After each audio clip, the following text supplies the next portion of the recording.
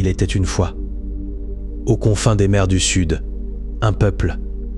Une terre battue par les tempêtes, que les anciens nommaient l'île des tempêtes. Ce pays était d'une pauvreté qui brisait le cœur des dieux. Le sol y était stérile, contrairement aux empires voisins dont les entrailles regorgeaient d'or, de cuivre et d'huile noire jaillissant de la terre. Ce rocher à elle n'avait rien. Pas une goutte de pétrole ne coulait sous ses pierres. Plus cruel encore, l'île n'avait même pas d'eau douce pour étancher la soif de ses habitants. Chaque gorgée devait être achetée à prix d'or au royaume voisin. Ses habitants étaient des exilés, des pêcheurs à la peau tannée par le sel, et des rêveurs. Les grands empires du monde les regardaient de haut. Ce rocher n'a pas d'avenir, disaient les marchands de passage. Une terre sans eau est une terre condamnée à n'être qu'un cimetière d'illusions. Jamais elle ne siégera à la table des grands peuples. Mais les dieux avaient oublié de mesurer la force du désespoir lorsqu'ils s'alliaient à la volonté. Un homme se leva parmi les humbles. Un chef au regard de fer et à l'esprit clairvoyant, qui comprit que la seule richesse de ce pays n'était pas sous la terre, mais dans le cœur de ses habitants. Devant le peuple assemblé sous le soleil brûlant, il prononça des paroles qui résonnèrent comme un oracle antique. Nous n'avons pas d'eau, nous boirons nos larmes de sueur s'il le faut, mais nous construirons des citernes de génie. Nous n'avons pas d'or, nos bras seront nos lingots, notre discipline sera notre mine, et notre intelligence sera notre empire. Alors commença l'ère des grands travaux, une époque de sacrifice que les poètes compareraient aux travaux d'Hercule. Les mères privèrent leurs enfants du peu qu'elles avaient pour payer leur instruction. Les pères brisèrent leur dos dans les marécages pour assécher la terre et bâtir des ports. Chaque citoyen devint une pierre de l'édifice. Dans la douleur, la faim et la multiplication d'efforts surhumains qui durèrent des temps en temps, le peuple ne fléchit jamais. Ils apprirent à purifier l'eau de la pluie, à recycler jusqu'à la moindre goutte, à transformer leur pauvreté en une discipline d'acier. Les décennies passèrent, et le rocher stérile commença à briller d'un éclat insoutenable pour ses anciens détracteurs.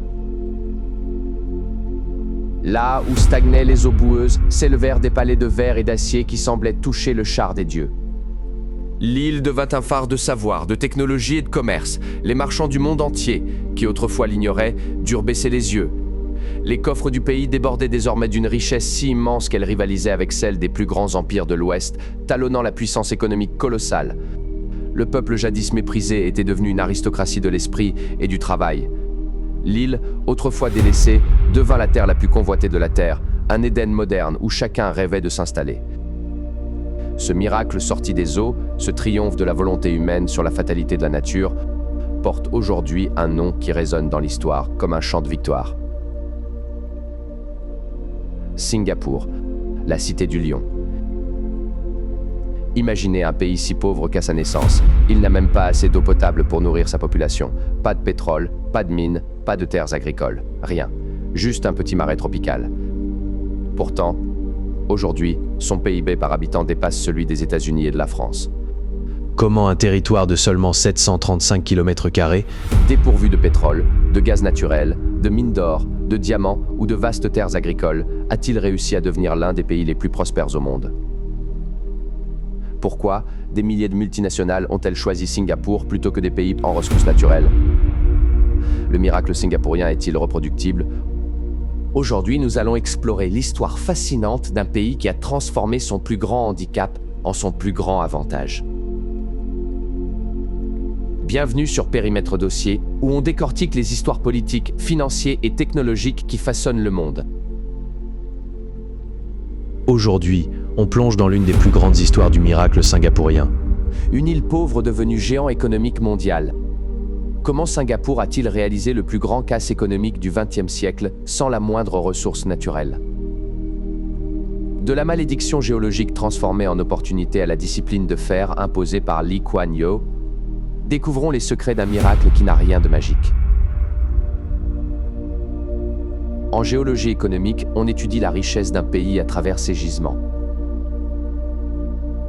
Les géologues classent Singapour dans une zone de vide extractif majeur.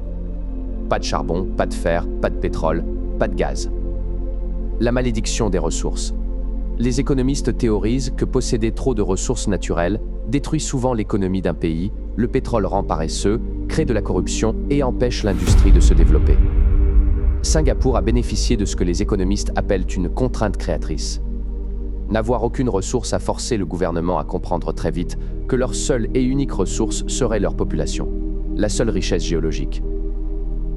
La position. Si le sous-sol est vide, la surface est un trésor. Singapour est situé au carrefour du détroit de Malacca, par lequel passe aujourd'hui un quart du commerce maritime mondial.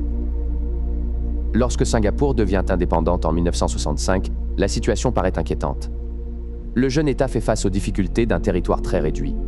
Peu de ressources en eau douce, aucune réserve de pétrole ou de gaz, aucun minerai stratégique, pratiquement aucune agriculture, un chômage élevé et des tensions ethniques. À première vue, tout semblait condamner Singapour à demeurer un petit pays pauvre. Pourtant, en quelques décennies, il deviendra l'un des plus grands centres financiers et commerciaux du monde. En 1965, au moment de l'indépendance forcée, sans ressources naturelles, avec une population multiethnique qui sont des Chinois, des Malais, des Indiens, etc.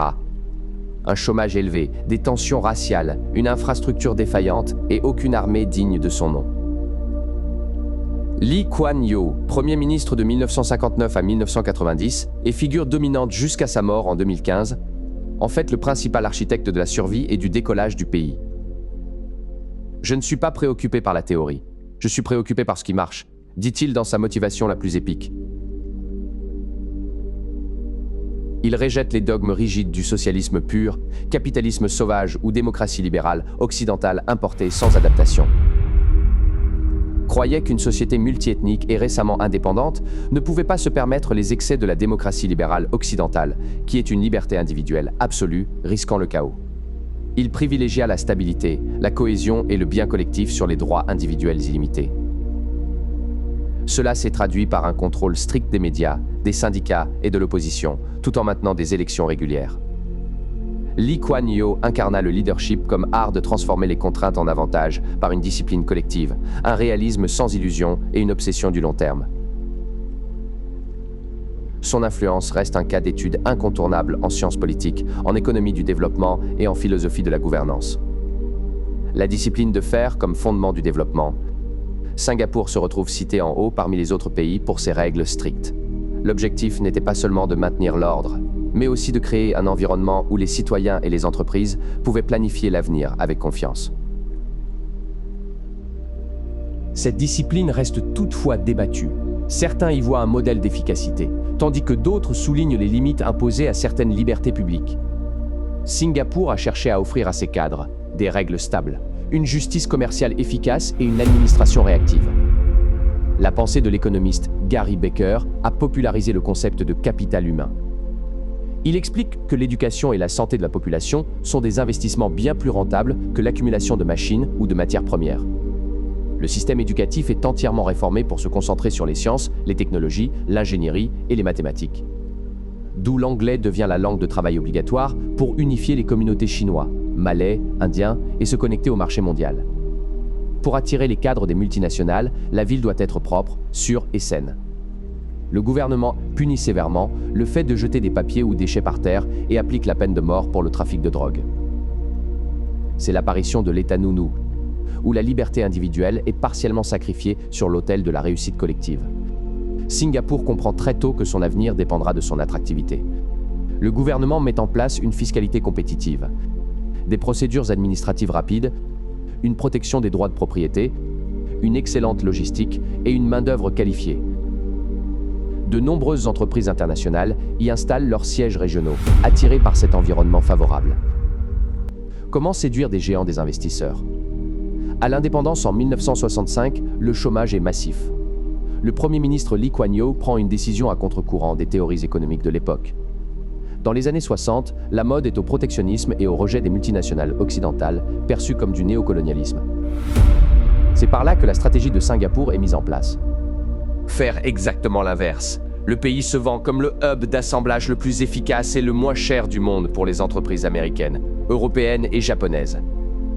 Par exemple, en 1968, Singapour parvient à convaincre des géants américains d'installer leurs usines de semi-conducteurs chez eux. Comment ? En garantissant une absence totale de douane. Des infrastructures impeccables construites en un temps record et surtout, la sécurité juridique. Comme la richesse d'une nation dépend de la qualité de ses institutions, Singapour créa des institutions inclusives, une justice ultra rapide et impartiale, et une bureaucratie d'une efficacité redoutable pour un investisseur étranger. Singapour devient l'endroit le plus sûr d'Asie pour placer son argent. L'éducation comme première ressource nationale. Le pays a développé la théorie du capital humain, selon laquelle l'éducation et les compétences sont des formes d'investissement qui augmentent la productivité et la croissance. Et le parcours de Singapour constitue un exemple de cette approche. Une corruption combattue avec fermeté. Alors que les investisseurs recherchent des environnements où les règles sont appliquées de manière prévisible, Singapour renforce ses institutions de contrôle et applique des sanctions sévères contre les actes de corruption. Cette réputation d'intégrité contribue à renforcer la confiance des entreprises étrangères. Le port maritime Singapour devient un véritable moteur économique. Situé au carrefour des grandes routes maritimes entre l'Europe, l'Asie et le Moyen-Orient, Singapour développe l'un des ports les plus actifs au monde. Des millions de conteneurs y transitent chaque année. Le pays transforme ainsi sa position géographique en avantage économique majeur. Étant donné que la maîtrise des routes maritimes constitue un levier essentiel de puissance économique, Singapour illustre cette idée en devenant un centre incontournable du commerce mondial. Avec l'éducation comme première ressource nationale et ne possédant ni pétrole ni minerais, Singapour investit massivement dans le capital humain. Les priorités sont conduites dans l'enseignement scientifique, l'ingénierie, les mathématiques, la maîtrise de l'anglais, la formation technique. Cette stratégie permettait de répondre aux besoins des entreprises internationales et de soutenir une économie à forte valeur ajoutée. Gary Becker a développé la théorie du capital humain, selon laquelle l'éducation et les compétences sont des formes d'investissement qui augmentent la productivité et la croissance. Le parcours de Singapour constitue souvent un exemple de cette approche. Dans sa montée en puissance industrielle, Singapour ne s'est pas contenté d'être une usine à bas coût. Dès que les salaires ont commencé à monter, l'État a investi massivement dans la recherche et le développement. Pour pallier l'absence totale de pétrole dans son sol, Singapour a littéralement fusionné 7 petites îles pour créer un immense complexe pétrochimique artificiel. Aujourd'hui, bien qu'il ne produise pas une seule goutte de pétrole, le pays est l'un des 3 plus grands centres de raffinage et de négoce de pétrole au monde. C'est le chef-d'œuvre de la pensée technocratique singapourienne.